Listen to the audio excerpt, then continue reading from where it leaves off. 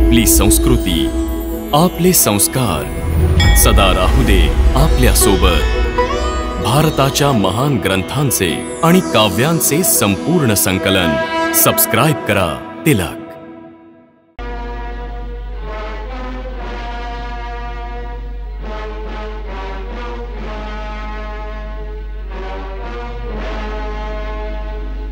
जय श्रीराम।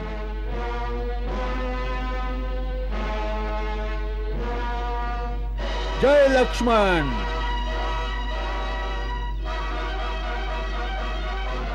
जय सुग्रीव। जय लंकेश।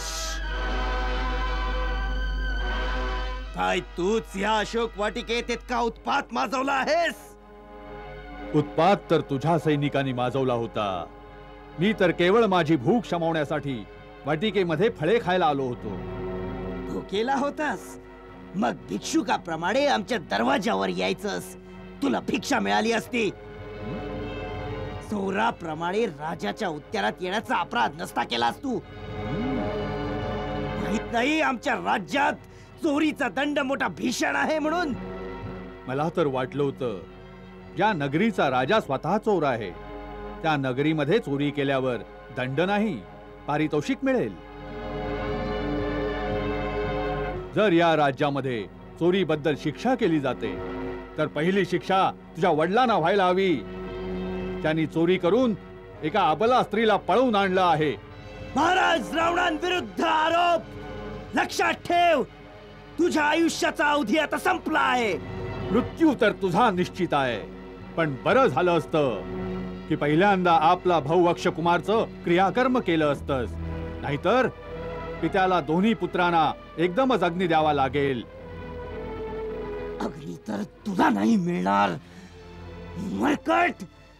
ज्या उद्यानाला तू नष्ट केलंस ना, त्याच उद्यानात वन्य प्राणी तुझं मांस लचके तोडून तोडून खातील।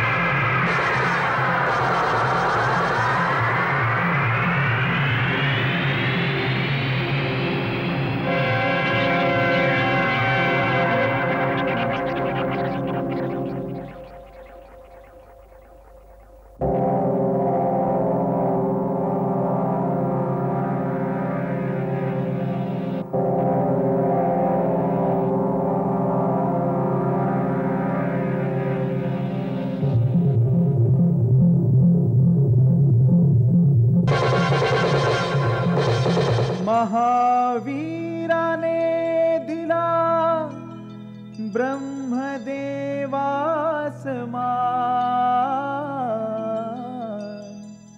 ब्रह्मास्त्रात अडकले स्वतः वीर हनुमान।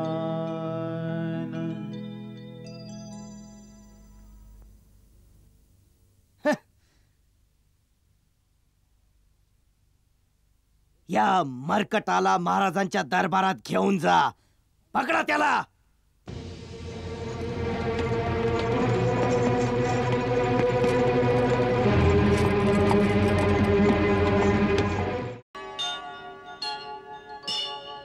मेघनाथाचा बळी घेणारा या दुनियेत अजूनपर्यंत नाही जन्मलेला मातेश्वरी, या धर्तीवर, धरतीच्या तळाशी पाताळात अथवा धरतीच्या वर स्थापित आकाशात देवलोकातही असा बलशाली एकही नाहीये माते.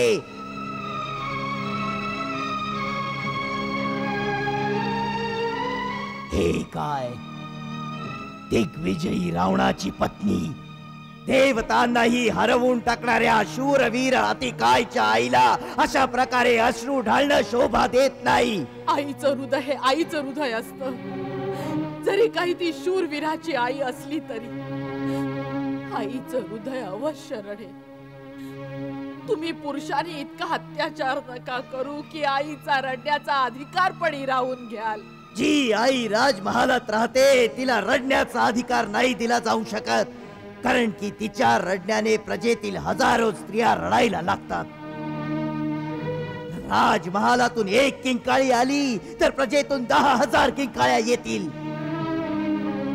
दिग्विजयी राक्षस राज रावणाची पत्नी, वडिलांच्या प्रतापावर आपले प्राण अर्पण करणाऱ्या परम पराक्रमी अतिकायची आई अशा प्रकारे प्रलाप करेल तर सांगा आमच्या सैनिकांच्या स्त्रियांच्या मनाची काय दशा होईल.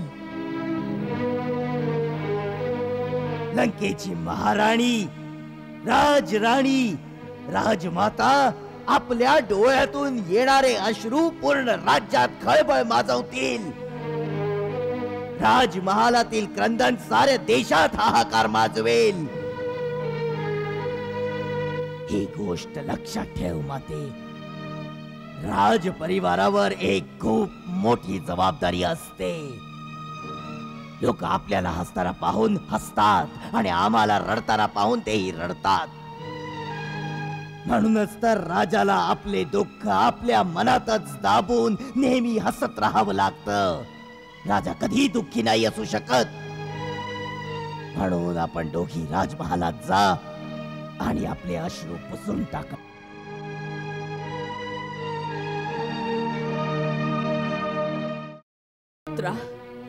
पुरुषाच्या कठोर हृदयाच्या जागी आईचं कोमल मन असतं, तर पुत्र शोकात तळमळत असणाऱ्या आईपासून रडण्याचा अधिकार कधीही हिसकावून घेतला नसता. लक्षात ठेव, हेच अश्रू तुझ्या आईच्या डोळ्यातही असतील. ज्या दिवशी तुझ्या मृत्यूची बातमी येईल ना, त्या दिवशी पाहिन तुझी पत्नी सुलोचना पण रडते आहे की नाही. जर ती रडली तर तेही आम्हाला आवडणार नाही. परंतु माते, ही वेळ रडण्या कंठण्याची नाहीये. यामुळे महाराजांना खूप अशांत वाटतं. यावेळी सर्व परिवाराचे, सर्व सेनेचे एकच कर्तव्य आहे की महाराजांचा धीर नाहीसा नाही होणार. युद्ध आता सुरू झालंय. आता हा कोण्या एका व्यक्तीचा प्रश्न नाही राहिला. राक्षस जातीचा गौरव आणि या देशाच्या मानापमानाचा प्रश्न झाला आहे. युद्ध का झालं, दोष कुणाचा होता, हे विचार करण्याची वेळ निघून गेली आहे. आता केवळ एकच ध्येय आहे, युद्धात विजय. उचित आणि अनुचितचा निर्णय नेहमी जय पराजयानेच होत असतो. सर्वदा विजयच खरा म्हटला जातो. मातेश्वरी, आई साहेबांना घेऊन जावस आणि समजाव त्यांना, आज महाराजांना साथ देण्याची वेळ आली आहे, त्यांना अशांत करण्याची नाही. माते, मेघनाथ वचन देतोय. काका कुंभकर्ण, भाऊ अक्षकुमार, भाऊ अतिकाय, प्रहस्त, देवांतक, नरांतक आपल्या एका एका भावाच्या बदल्यात त्यांच्या हजार हजार योद्ध्यांना मारून मनातली धगधगती सुडाची ज्वाला थंड करीन. अश्रू पुसून टाक माते. इंद्रजीतला रघुवंशियांवर विजय मिळवण्याचा आशीर्वाद दे.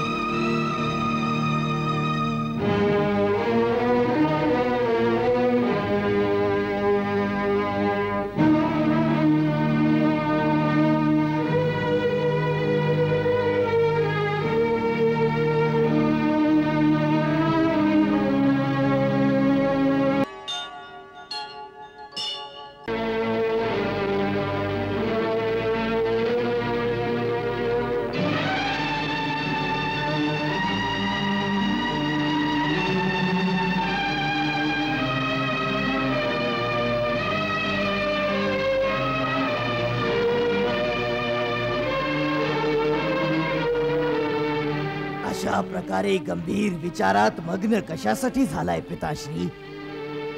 जेव्हापासून मी रणभूमीत जाण्याचा निर्णय घेतलाय, आपण गंभीर विचारात मग्न झालाय. नक्की काय झालंय महाराज? आपण नेहमीच मी रणभूमीत जायचं म्हटलं की विचारात पडता. याचं कारण काय? मुलाचा मोह का आपल्याला माझ्या रणकौशल्याबद्दलच शंका आहे? इंद्रजीत, तू लंकेचा सर्वात भक्कम तट आहेस. लंकेच्या घडीचा पाया तुझ्याच आधारावर टिकून आहे. शेवटपर्यंत तुझी सुरक्षा करणं आवश्यक आहे. सारे देव तुझी रक्षा करो. जर तुला काही झालं पुत्रा, तर लंका अनाथ होईल. अनाथ. आपण असताना मला सांगा, लंका अनाथ कशी होईल पिताश्री? परंतु मी असताना जर लंकेशाचा मान भंग झाला, जर लंकानाथाच्या प्रतिष्ठेचं रक्षण नाही झालं, तर माझ्या सारख्या गडाच्या भक्कम अशा प्रकारच्या तटाचा काय फायदा? लाभ आणि नुकसान याचा हिशोब आम्ही तुला कसा समजावू वत्सा? अनमोलातील अनमोल रत्न पण आपले मोल नाही जाणत. आज केवळ लंकेशाचीच नाही, तर पूर्ण लंकेची प्रतिष्ठा पणास लागली आहे. साऱ्या राक्षस जातीच्या प्रतिष्ठेचा प्रश्न आहे आणि ती वाचवण्यासाठी आपण आणि मी केवळ दोघच वाचलो आहोत आणि आपल्या दोघांपैकी कोणा एकाला जावंच लागेल. मग हातामध्ये युद्धाची पताका घेऊन सर्वात प्रथम तुझा पिता जाईल. का? कारण की तू लंकेचं भविष्य आहेस माझ्या लाडक्या, आणि भविष्याचं रक्षण करणं वर्तमानाचा धर्म आहे. हा तर वडिलांचा पुत्र मोह बोलतोय, परंतु पुत्राचा धर्म याची आज्ञा नाही देत.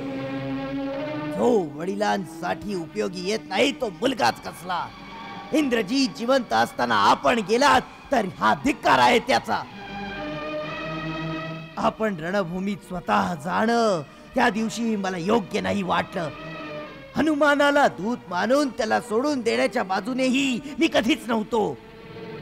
अंगद आला आणि भरलेल्या दरबारात मनात येईल तसं बोलून घमेंड दाखवून निघून गेला. आम्ही दया करत गेलो आणि त्यांचा उत्साह वाढत गेला.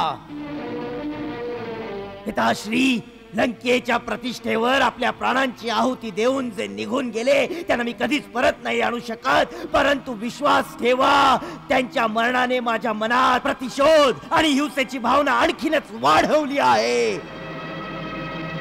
रामाचं मस्तक, लक्ष्मणाची छाती, सुग्रीव, अंगद, हनुमानाचे प्राण घेण्यासाठी माझी अस्त्र शस्त्र उतावेळ होत आहेत. आज्ञा द्यावी, आशीर्वाद द्यावा पिताश्री. असुर नायक आपल्या सेनानीला प्रलय बनून शत्रूचा नाश करण्याचा आदेश द्यावा.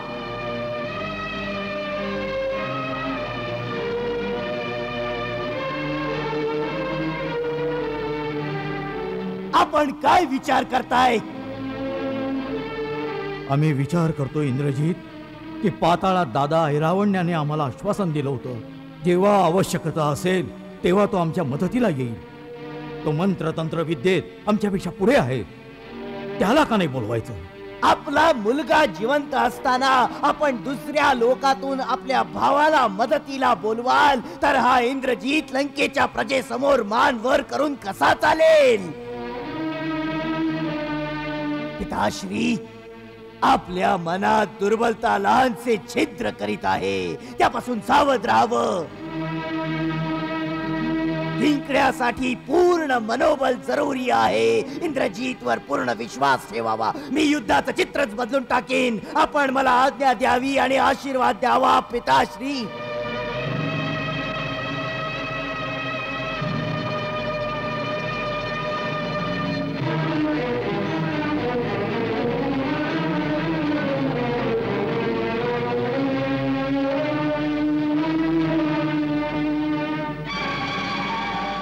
जा लाडक्या, विजयाची युद्ध पताका फडकवत परत ये. असंच होईल, हेच होणे निश्चित आहे महाराज. आज सूर्यास्त होण्यापूर्वी त्या सूर्यवंशीयांचा सूर्यास्त करून मेघनाथ गगनात गरजणाऱ्या मेघांप्रमाणे अखिल ब्रह्मांडात जयनाथ गुणगुणात परत येईल. आणि जर आज मेघनादाच्या जयनादाची घोषणा दशदिशात नाही गुंजली तर तो शस्त्र घेणं सोडून देईल आणि लंकेच्या समुद्रात जलसमाधी घेईल पिताश्री. नाही नाही, तू अवश्य विजयी होऊन आपल्या वडिलांचं मस्तक उंच करून परतशील. हा विश्वास वीज बनून उभारून येत आहे आमच्या मनामध्ये. जा इंद्रजित, आज नव्या विजयाचा कीर्तिमान स्थापन करून परत ये. विजयी हो.